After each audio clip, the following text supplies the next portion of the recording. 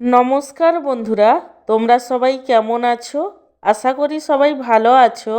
আমার চ্যানেলে তোমাদের সবাইকে স্বাগত জানাই। আজকে আমার লাঞ্চের থালিতে কি কি মেনু আছে সেটাই তোমাদের সাথে শেয়ার করব।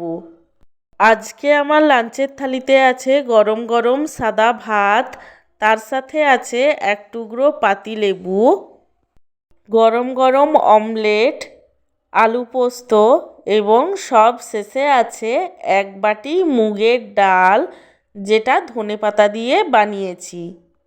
আমার আজকের এই সিম্পল লাঞ্চ মেনু তোমাদের কেমন লাগলো সেটা কমেন্ট করে জানিও, আর লাইক এবং সাবস্ক্রাইব করতে একদমই ভুলো না। সব শেষে তোমাদের সবাইকে জানাই আমার তরফ থেকে অসংখ্য ধন্যবাদ এই ভিডিওটি দেখার জন্য।